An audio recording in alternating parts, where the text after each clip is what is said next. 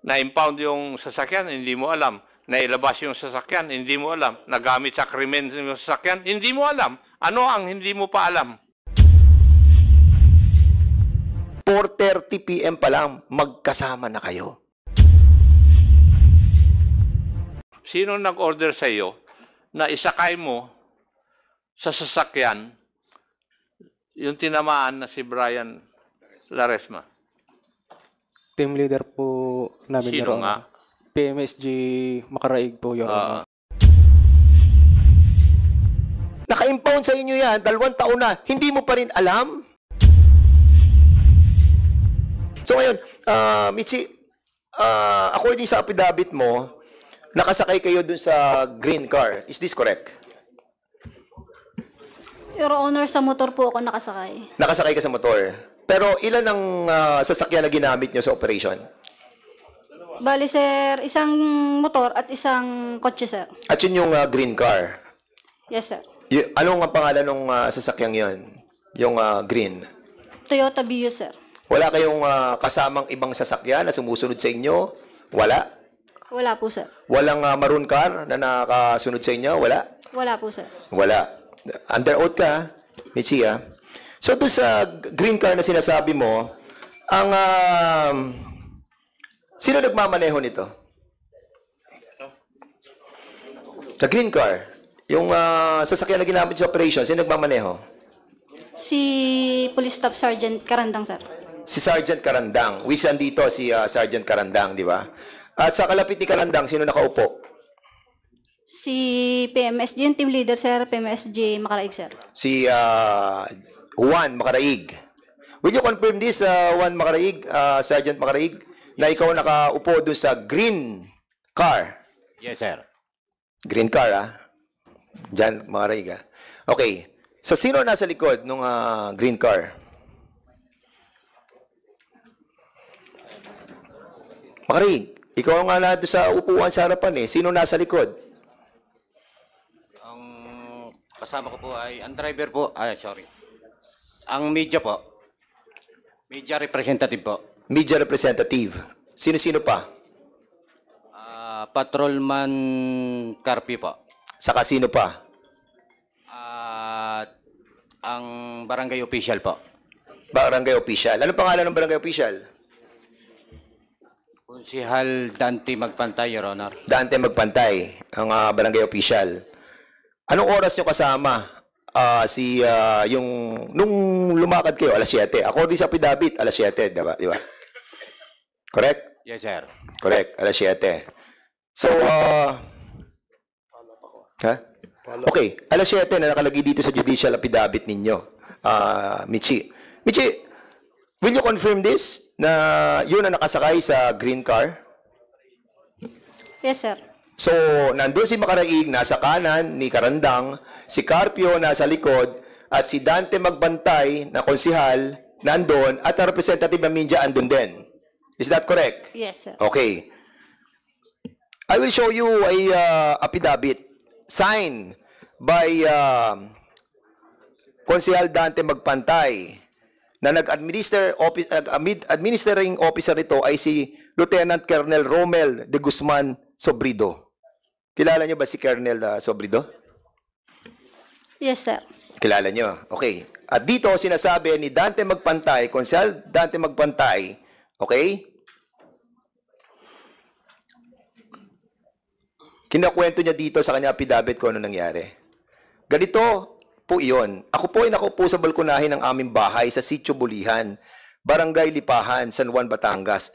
Nang ang oras ay humigit kumulang na alas 8 ng gabi, ay dumating ang isang barangay pulis na si Jaen at ang sabi sa akin ay tinawagan daw siya ni Kapitan Romel Magsino upang ako ay sunduin at ang sabi sa akin ay pumunta daw ako sa may tulay ng Lipahan.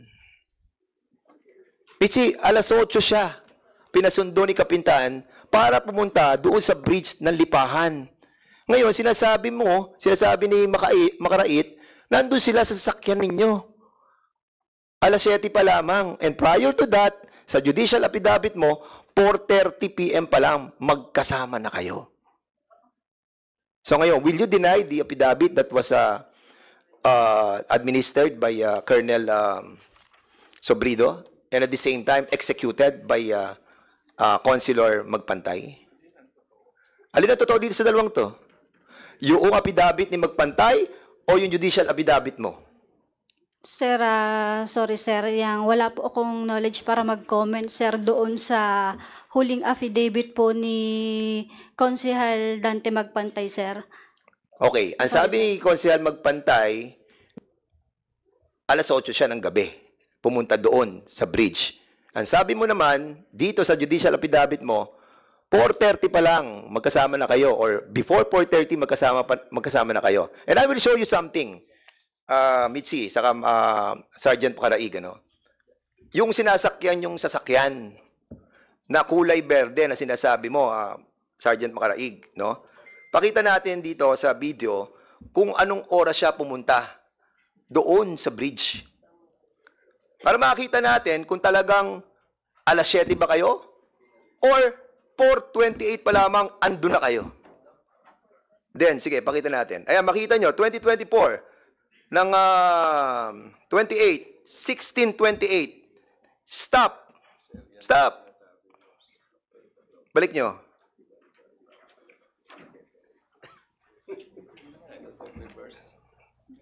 Stop.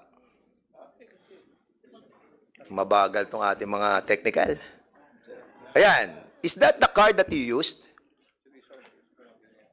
Ang gulong, kulay itim sa harapan, ang likod, silver. Magkaiba gulong sa harapan. Magkaiba ang gulong sa harapan saka sa likod. Is that the card that you use? Makaraig? Yes, Your Honor. Yes. At nakita mo kung anong oras dumaan papunta sa 4:28 p.m. At sinasabi nyo, nakasakay na dyan si Dante Magpantay. Pero according sa kanya affidavit, alas 8 ng gabi siya pumunta. Your Honor, nag-conduct pa po diyan ng surveillance yung mga tropa, sir, bago sila... Nag-conduct pa ng surveillance? Yes, sir. So, nagsisinungaling si Konsehal Magpantay? Hindi pa po siya kasama nung time na yan, Your Honor. Ano? Hindi pa po siya kasama. So, hindi nyo pa kasama? Judicial affidavit nyo, sinabi nyo kasama na. Gusto mo basahin ko? Ito. Page 3. Sino naman ang sakay na sinasabi mong sasakyan? Sergeant Relly Carandang, nagmamaneho ng Toyota Vios, kulay berde, na walang plaka, at nakasakay sa unahang upuan, si Sergeant Juan Makaraig, habang si Patrolman Carpio Edgardo Rodelas, Media Representative at Barangay Councilor Dante Magpantay ay nakaupo sa huliang parte ng sasakyan. Ayan, sinabi nyo sa judicial affidavit ninyo eh. Oh now, anong, ang nagsisinungaling dito ay si Dante Magpantay, in other words. Anyway, you have to be truthful, again. Tanong ko kay Sergeant Jefferson Trinidad. Andiyan ba si Sergeant Jefferson Trinidad? Can you kindly sit here? Wala na upuan dito. Dito ka sa, Please, si Sergeant Jefferson Trinidad. Naka-out na ba siya? Yes, naka-out na yan. Nag-out ka na ba, Sergeant? Can you kindly sit here?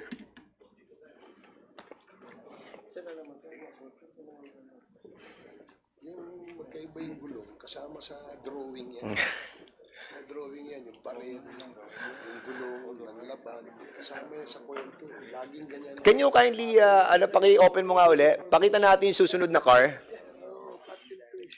Sige. Ito yung susunod na car. Stop. Kilala niyo yung car na yan? Sergeant Makaraig? Sergeant Michi Perez? No, Your Honor. Hindi niyo alam yung car na yan? Are you sure? Colonel Lintang, kilala mo yung sasakyan na yan? Don't lie. Don't lie. I am not familiar with the... You are not familiar. Kilala, ang tanong ko, hindi ka familiar? Hindi po, Your Honor. Hindi yan impounded sa San Juan Municipal Station? Siguraduhin mo. Siguraduhin mo. Naka-impound ba yan? Hindi. Yes or no? Hindi ko po napapansin, Your Honor, sa... Hindi, siya ang station commander eh. Ikaw ang station commander, di ba? Do you have the list ng mga impounded na sasakyan at yung taong may-ari ng sasakyan yan ay nakakulong pa sa police station ninyo. Kaya huwag ka magsisinungaling, Colonel Lintang, madadamay ka dito. I am telling you. Yan ba ay impounded car? Yes or no? Hindi po ako familiar, Your Honor, sa...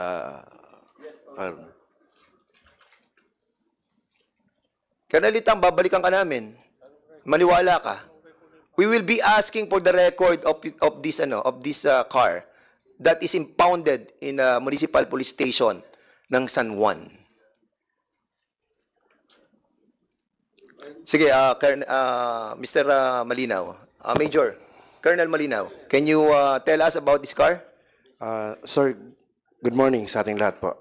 Based on our continuing investigation conducted by my officer, it was established that the one Toyota Camry was impounded by the San Juan Municipal Police Station after it was apprehended for violation of reckless imprudence resulting to damage to property last April 14, 2022.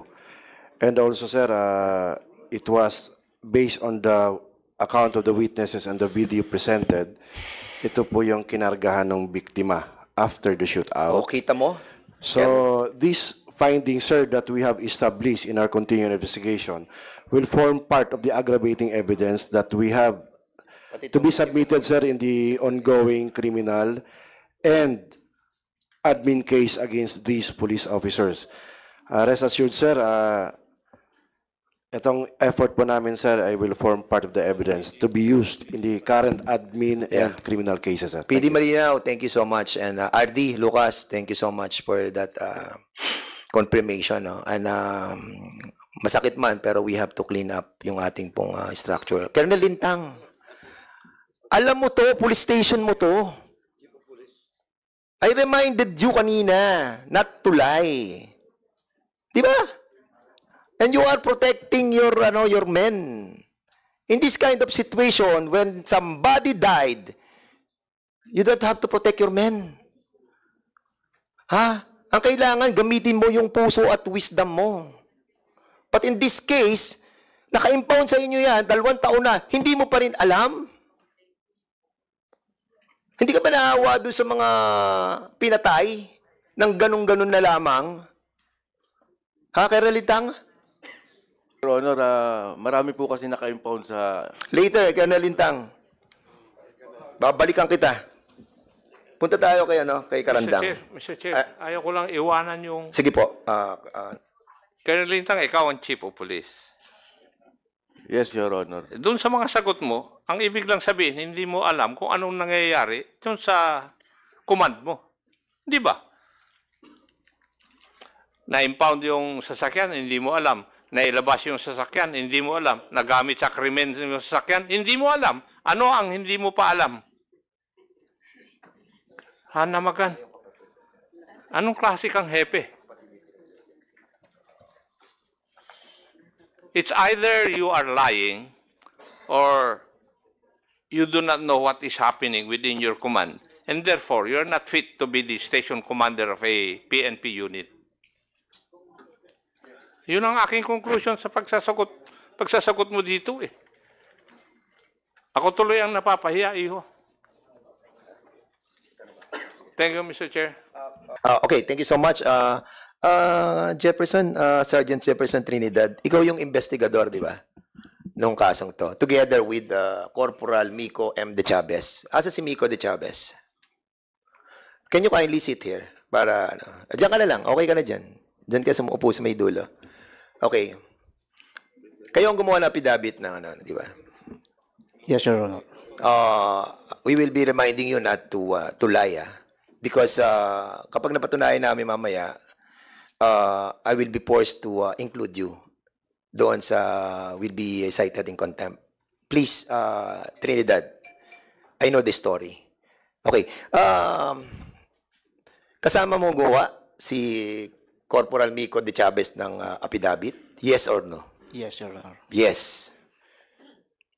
Wala ka sa crime scene? Wala po, Your Honor. Are you sure? Yes, Your Honor. Sigurado? Hindi ka ang humila sa katawan ni Brian Laresma papunta sa red car. Hindi po, Your Honor. Hindi ka. Okay. I just wanted to tell you no that so dito sa affidavit mo sinasabi mo that yun na nga, nagkaroon ng bypass operation. Correct? Yes, Your Honor. So lahat ng mga sinabi ni Mitzi, sinasabi mo na totoo. Correct? Based po sa kanya pong statement. Yes, at kaya nagkaroon ka ng affidavit. Kaya nga nire-remind kita dahil ito yung affidavit na sinasabi mo na kino-confirm mo yung ginawa ni Mitzi. Yes, I would like to tell everybody, especially those who feel na hindi talaga totoo yung nangyari. At alam nyo wala kayong kasalanan, this is your chance to tell the truth. Otherwise, you will be included. Believe us. Okay? I will show you a video. Okay? Can you kindly, ito, sinasabi, that binaril, pagbaba, at walang baril si Brian. You know him, Trinidad. You know this guy. You know him very well. Go ahead. Tapos, nakita ko, medyo Pakilakas lang ng konti. dinaanan ko po siya Tapos, nakita ko, may kasunod po siyang kotse. Sa kotseng walang plaka. Una pala Tapos, kita ko, may bumaba sa likod ng pintong bandang kanan. Medyo may kababaan. Nung bigla na lang pong binaril sa Brian. Narinig ko po, sumisigaw po yung kapatid. Bakit mo binaril ang kapatid ko? Bakit mo binaril ang kapatid ko? Anong kasalanan ng kapatid ko? Di ako naman po, sa sobrang di ako naman po sumuli na po sa aking lakad. Wala po ako nakitang baril ng Brian at wala rin, yung pong taong yun na hindi po, mabait po yung taong yun. Hindi po, sa kapwa. Hindi ako marunong manlaman sa kapwa. Kaya po, yun yung napakabait po ng batang yun. Wala pong armas, hindi po nag-armas po yun. Okay po. Yun lang po. Kuya. Thank you po. Sergeant Jefferson, kilala mo yung boses ni Franklin? Hindi ko po ma-recognize, Your Honor, pero tinanggal po, Your Honor, yung... Kapatid mo si Franklin? Opo, may kapatid po akong Yes, kapatid mo siya. At sinasabi niya, pagbaba ni Mitzi, binaril niya. Agad. At walang baril si Brian. Si Franklin, saka si Brian, magkaibigan. Yung kapatid mo, kaibigan ni Brian. Alam mo to. At kahit pamilya mo, again, sa ginagawa mo, we know that you love your work. But you listen to your family. You listen to your brother. Hahayaan mo ba na kapatid mo magte-testify dito against you? Tawagin natin. We will call. We will call. But don't place yourself in a predicament that you will regret. Yung mga kasama kayo, magkakasama kayo ngayon. Time will come. Maghihiwa-hiwalay kayo. Magkakaroon kayo ng panibagong hepe. Magkakaroon kayo ng bagong promotion. Makakalimutan nyo to. But we know the pressure na nararamdaman ninyo. Pero it's between the love of your family and the love of your work, Trinidad. Andun ka. Ikaw nga humila para isakay sa sasakyan, sa pula. Di ba? Yes or no? You can change your No po, Your Honor. Paninindigan mo talaga. Yes, Your Honor. Kasi magkasama po kami ni Police Corporal Mico de Chavez sa Investigation Section. Corporal Chavez, you are under oath. So, saan nyo ginawa itong affidavit na to? Anong oras nyo nalaman? Anong oras nyo nalaman yung nangyaring insidente?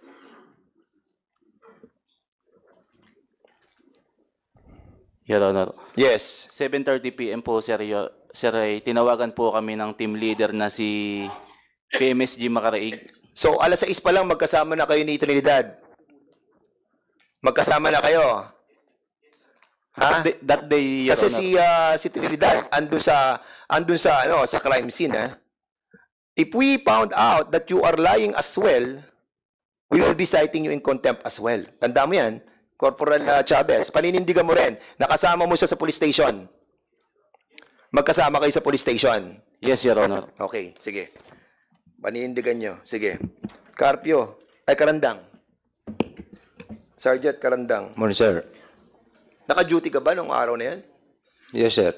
Duty ka. Yes po. At kung may magpapatunay na hindi ka naka-duty doon, na nakita ka sa ibang lugar, paninindigan mo pa rin ang sinasabi mo na duty ka. Yes, Your Honor. Okay. Klaro tayo dyan, ha? Okay? Yes, Your Honor. Okay, thank you so much. Si Patrolman J. Mark Carpio.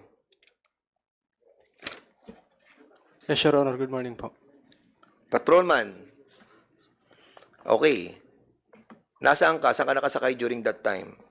Sa red car or sa green car? Sa green car, Your Honor. Sa green car ka na nakasakay? Yes, Your Honor. Sa green car ka nakasakay? Yes, Your Honor. Okay. Sino kalapit mo doon? Bali po, Your Honor, sa likod po ako ng aming team leader. Correct. Sinong kalapit mo doon? Media po at saka po barangay. So, council. kalapit mo si Dante Magpantay? Yes, Your Honor. Okay, ha? Si Dante Magpantay na nagsabi na alas 8 siya pumunta doon sa bridge, ha? Kalapit mo sila doon? Yes, Your Honor. Kalapit mo? Yes, Your Honor. Okay, sige. Alright. So, punta tayo kay La Rosa. Corporal La Rosa, bagong-bago lang kayo. Yes po, Your Honor. Saan ka nakasakay? Sa red car o sa green car? Sa motor po, Your Honor. Sa motor ka. Paninindigan mo rin na talagang nasa motor ka. Yes po, Your Honor. Okay. Paninindigan mo yan, ha? Okay. Sige, pakita na natin yung video nung dumating si Adrian Laresma doon sa area na 6:28 p.m. andun na sila sa area. So ito yung ginamit nyo na kung saan nakasakay si Michi saka si Makaraig at yung sa green car na nauna nakasakay si Trinidad, si Carpio, La Rosa at isang asset. At ito naman yung kapatid ni Trinidad na may-ari siya, nakasakay siya sa e-bike. Ayan ang kapatid niya. Tigil. Hindi natin nakita. Yan si Franklin Panking Trinidad na kapatid mo. Di ba? Meron siya e-bike? Yes, Your Honor. Yes. Correct. Sige, tuloy pa.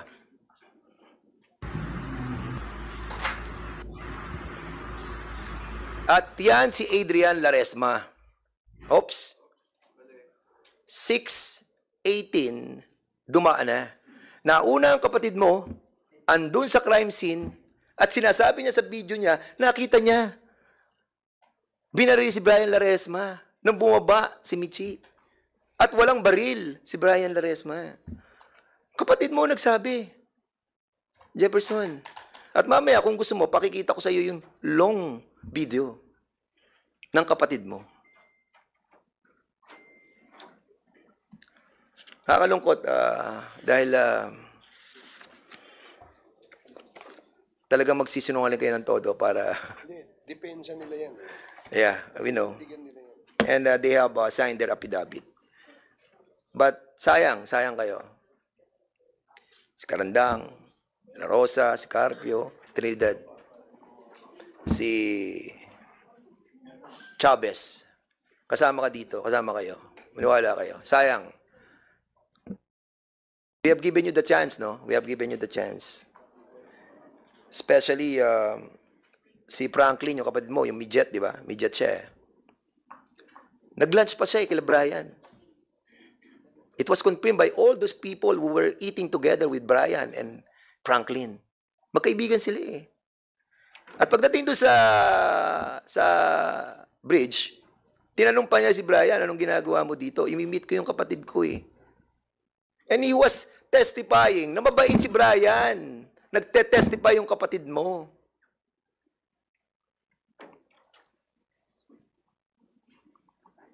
Mabigat to, Sergeant Trinidad. Dadali mo to habang buhay. Kayo, dadali niyo to. Kaya mo rin si Makaraig sa kasi Michi Perez. Pero kayong tatlo, sayang kayo. Tuwa. Ha? Mr. Chair, Sige, Congressman Akop. pwede po bang pakita ninyo yung anong oras dumaan yung mga motor? Please, yung video, At saka please. anong oras dumaan yung pulang kotse?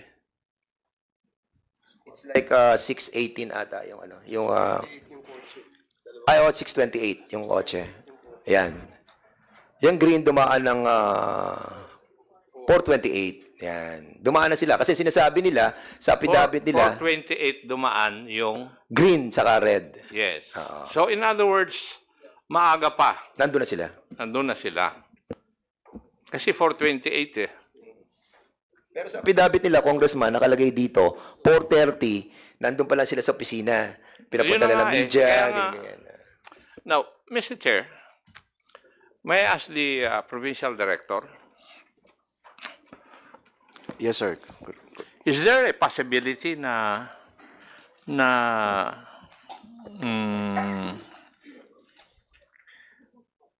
yung magkapatid ay pinaghihinalaan ng inyong mga pulis na involved sa drugs? Yes, sir. Yun nga, sir, no? Based on the report, yung, though incomplete, the summary information submitted by the team ay involved sa drugs. However, they should have conducted the proper validation kasi yung SOI was dated May 18. They have conducted the operation May 28. With that 10 days na period na yon, they should have conducted proper validation, binerify sa Quezon, kung ang taong si Brian ba ay nasa watch list. In fact, on the day of the operation, hindi nila kilala fully yung personality na target nila. Alias lang, sir. So, yun nga, sir, as I have previously mentioned in the previous session, may irregularity. Yeah. Yes, sir. Kaya ko po tinatanong ito dahil merong mga dokumento na nasa aming kamay that the barangay captain concerned in Tiaong, Quezon and the barangay captain concerned in San Juan, Batangas denied na itong pangalan ni Adrian Laresma at saka Brian Laresma ay hindi po kasama doon sa drug list na binibigay ng barangay sa munisipyo sa PDEA na siya nag-check tapos ibinabalik yung listahan na process na, di ba? Yes, sir. Are you aware of that of the existence of the two certifications of the two barangay captains? Yes, sir. However, sir, based on the current anti-drug strategy of the PNP, I can certainly say na hindi pa talaga natin naarok yung dumi sa ilalim. That's why we have, in the ongoing intelligence production on drug personalities, aminin ko, sir, na marami pa tayong hindi alam or newly identified drug personalities. But based on the two documents submitted by the two barangay captains, we can give credence to that since they are the chairman of the respective barangay drug abuse council, sir. Yes. Kasi yun ang basis natin, di ba? Yes, sir. Kasi kung wala tayong basihan, magiging whimsical or arbitrary na tayo. Yes, sir. Very correct, sir. Yeah. Kahit na sino na, pwede nating gawan ng ganito.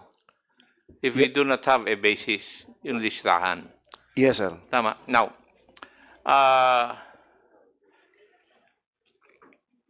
kung titignan po natin yung statement ni Adrian Laresma, 6:16 ng gabi nang umalis siya para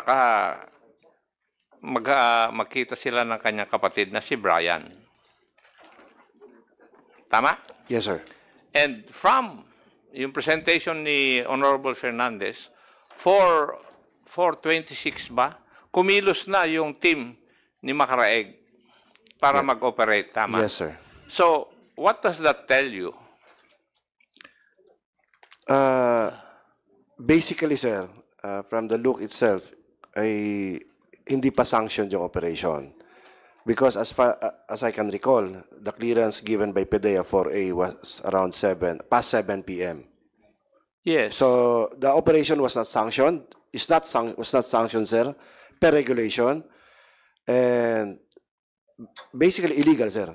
Thank you, sir. So, bilang isang investigador, what would be your conclusion? Ang ibig sabihin, nangyari yung operation, may bulilyasong nangyari, ginagawa na nila ng paraan na maging legitimate yung operation? Yes, sir. From the start, sir, there was lying by... Mahirap i-correct ang pagkakamali, sir, ng ang dami uling i-correct mo, mali naman. Mahirap i-controlin, sir. So, mahirap maging consistent sa pagsisinungaling.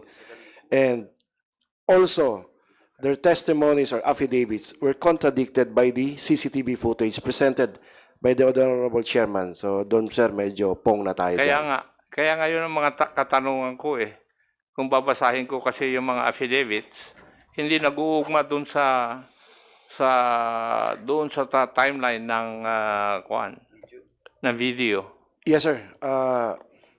I were very appreciative, sir, with the evidence presented by the Honorable Chair Fernando.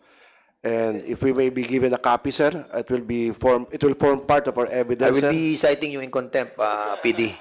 My name is Dan Fernandez, not Fernando. My apology, Mr. Chair. Dan Fernandez. Sorry, sir.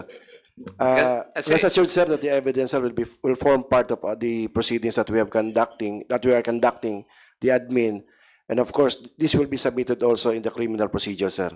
Criminal trial, sir. Thank you, sir. Thank you.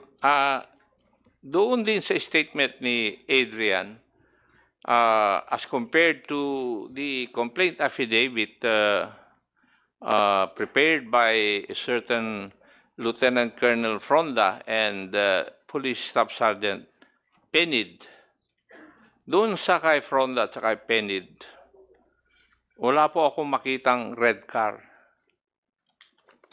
Would that be correct? Yes, sir. And doon sa statement ni Adrian, sinabi niya na 2 kotse ang nakita niya. Isang pula galing sa Barangay Lipahan, San Juan, Batangas, at saka isang berdeng sasakyan na walang plaka mula sa Barangay del Rosario, Tiaong, Quezon. Now, the video presented ay 2 kotse rin ang sinasabi. Yes, sir. So, yung mga investigador, either minamali ninyo yung investigasyon ninyo, kinukulangan nyo ng data or facts, or talagang hindi kayo marunong mag-imbestiga. Di ba? Kasi very clear yung affidavit ni Adrian Laresma eh. 2 kotse. It is supported by the video presented by the chairman. Hindi ba, PD? Yes, sir. That's why, sir, in our succeeding reports, as we have pledged in the previous hearing, we will conduct a continuing investigation on this matter, sir, later, which we were able to establish these 2 vehicles. As I have mentioned, the Toyota Camry was impounded out of a damage to property case dated April 2022. And the second one, sir, allegedly, which will i-validate po namin, it was loaned to the San Juan Municipal Police Station by the LGU, but based on the name that we have researched, said vehicle, sir, is owned by an individual. We will invite him for questioning pa, sir, later sa station or sa office namin to shed light how come this Toyota Green Vios nandun sa San Juan. As what you have mentioned, sir, na there may be a possibility of deducting significant facts in the conduct of investigation, lalo lang sabi ni Miss Jenny Kangina,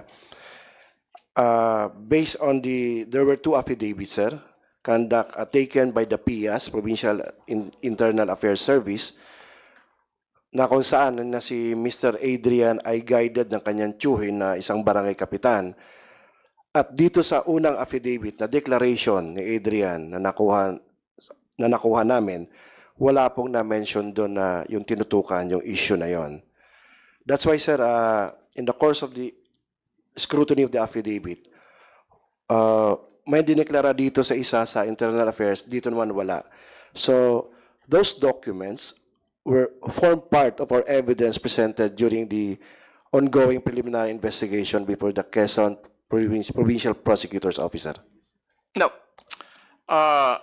Also in the affidavit, nung natamaan si Brian, hinila siya, tapos isinakay dun sa pulang kotse. Yes, Were sir. you also able to establish that? Yeah, Yes or no? based, evidentiary speaking, sir, negative pa, sir, but based on information, doon kinarga, sir, yung sasakyan. And yun nga, sir, we will convert that into evidence. So you haven't established who the police officer that pulled Mr. Brian Laresma to the red car. Hindi nyo pa na-establish yun? Yes, we have information, sir, but to convert those information into evidence form, and based yun naman sa testimony ng mga police, sir, they refused to answer na sa mga further questioning, no? We're looking for independent witnesses, sir. Kanina nga, sir, based on the video, it will be used in our continuing investigation, sir, to strengthen the case. Thank you. Thank you, sir. Sergeant Macareg, paano mo nalaman na dapat nandun si Brian Laresma at that point in time? Huli na, sir. Ano? Nung pangyayari po, sir, wala pa. Hindi nga, 426 kumilos na kayo eh. Paano nyo nalaman na nandun si Brian Laresma doon sa pupuntahan ninyo? Alam ka naman na lumakad kayo, hindi nyo alam yung purpose o lugar kung saan kayo pupunta at ano yung objective ninyo. Your Honor, bali po ay may kausap na asset si PSG Perez. Asset? Yes po. Sino yung asset na yun? Si PSG Perez po makakasagot na, Your Honor. Meet si Perez. Kasi baka hindi ko na babanggitin yung ranko mo, baka mawawala yan sa iyo eh. Sino yung asset na yun na nagsabi na nandun si Brian Laresma? Sir, Your Honor po, nakausap ko po yung asset. Sino nga yung asset? Ang sabi mo last time, confidential agent ninyo. Tinanong ko rin kung official na confidential agent ng Philippine National Police. You must remember na lahat ng confidential agents ng PNP may listahan. Iha. Yung iyo, hawsyaw siguro. Sir, documented, sir, yung... Nasaan?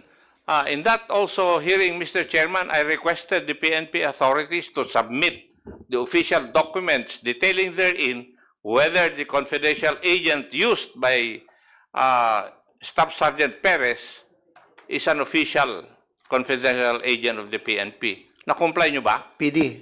Sir, meron na po si Sergeant Perez, sir. We have instructed her before. They have in her possession the BIN, bioprofile form of the Barangay Info Network. And meron po itong control number at saka yung mukha ng sinasabi nilang informant used in this operation. Do you have a copy of this? Meron po, sir. Oh, could you please submit? Hindi ba? You were required to submit the Yes, sir. details to this committee. Have you submitted such? Not yet, sir. Not yet, Oh, sir. baka ma-cite ka rin in contempt dahil for not obeying the directive of this committee. We'll submit, sir. Thank you. Yeah, please. Kasi gusto kong makita talaga kung totoong confidential agent ng PNP, officially, or hawsyaw lang na agent. Maraming ganyan eh. Or imagine lang yung asset. Imagine lang nila na may asset. Sir, pakuha ko lang kay Sergeant Perez. Pinadala ko na sa kanya, sir. Thank you, sir. Yes. Kasi kayo naman ang na-require sa last hearing na mag-submit sa akin. Hindi naman si Juan eh. Ang pinasasubmit lang kay Sergeant Perez yung details.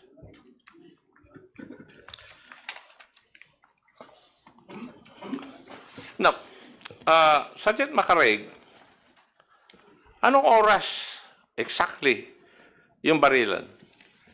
7 p.m., Your Honor. 7 p.m. Yung medico legal, anong oras yung sinabi na nadala sa ospital when he was declared dead? 7. Humigit kumulang po yun sa... Hindi ikaw ang tinatanong ko. Yung medical legal, yun ang sabi mo, 7, yung barilan, di ba? Yes. Medical legal. When was Brian Laresma declared dead? Or what time was he brought doon sa hospital? Your Honor, I have no knowledge on that matter because I only examined the cadaver the following day, Your Honor. Sino nakakalam doon? It is a hospital staff, Your Honor, that... Sino? The hospital staff, Your Honor. That was... kung saan po dinali yung cadaver po, Your Honor. Hindi. Yung pag-receive doon sa hospital, Colonel Fronda, ikaw ang investigador. You should know that. Medical certificate yan.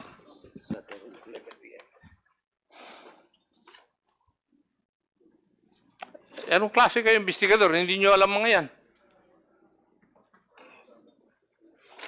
According to the San Juan District Hospital, the signed by certain Dr. Emerson C. Lim, the undersigned hereby certify that Brian Laresma, 33 years of age, male, status single, and presently residing in Barangay San Isidro, Candelaria, Quezon, was examined, treated in this hospital on May 28, 2024. Time of arrival, 7 p.m. How do you, Sergeant Macaraeg, how do you explain this? Your Honor, bali po, hindi ko po masasagot dahil ng iba po yung nagdala sa ospital. Ikaw ang team leader eh. Ikaw dapat ang sumagot. Yes, Your Honor. Di ba? O, sino ang nagdala sa ospital? PCP Patrolman Carpio po at saka sa Police Staff Sergeant Karandang, Your Honor. Saan yung sinakay? Saan yung sinakay? Ikaw ang team leader. You should know what is happening. Sa Kutsing Green, Your Honor. Alin? Sa Kutsipong Green. Sa Kutsing Green. Talagang nagsisinungaling ka. Sigurado ka nun, ha? Iho? Carpio.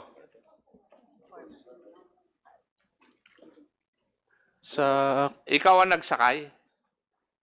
Yes, Your Honor. Yes. Saan naandun yung si Brian Laresma nung bago mo siya sinakay? Sa parte ng Quezon o parte ng Batangas? Sa Quezon, sir. Parte ng Quezon. And you are policemen from Batangas. Batangas, di ba? Yes, Your Honor. Oh, and that is precisely the reason why you were questioned. Bakit kayo nag-ooperate sa Quezon? Hindi naman kayo dapat mag-ooperate sa Quezon kasi taga Batangas po kayo. Tama? Yes, Your Honor. Hindi mo ba alam na mali yun?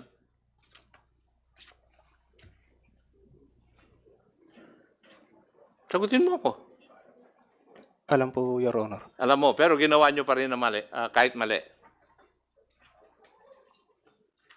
Yes, Your Honor. Sino nag-order sa iyo na isakay mo sa sasakyan yung tinamaan na si Brian Laresma? Team leader po namin, Sino Your Honor. nga? PMSG Macaraig po, Your Honor. Saan mo sinakay?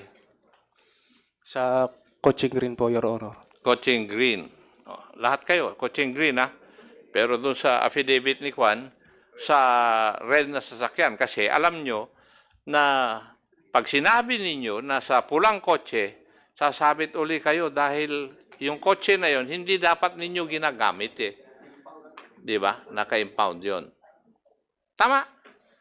Oo, para rin nangyari doon sa Rizal 2 eh. O, ganun din eh. Ang MO, ginamit din yung naka-impound na sasakyan. At yun naman ang talagang ginagawa ninyo eh. Lalo rin yung mga taga-intelligence unit. Hindi pa rin nababago. So, pinangatawa mo na sa berde. Tama? Yes, Your Honor. Now,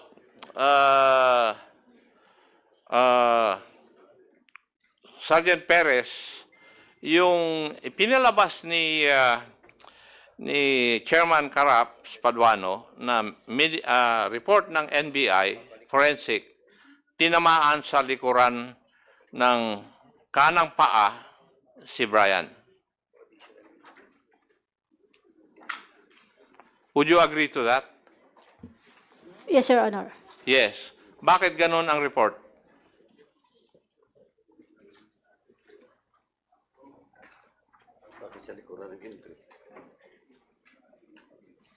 Bakit ganun ang report?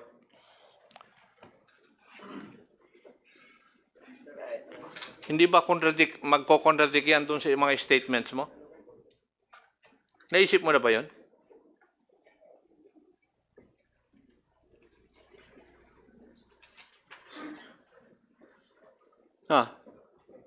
Now, which would we believe? Yung forensic report ng NBI o yung statement mo?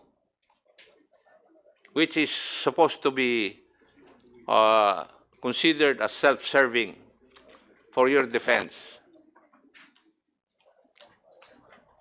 Ano iya? Bakit ganun?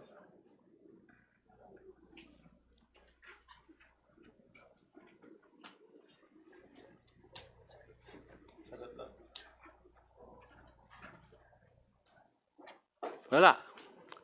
Mr. Chair, hindi makasagot yung resource person dun sa mga kwan eh. Oo nga eh.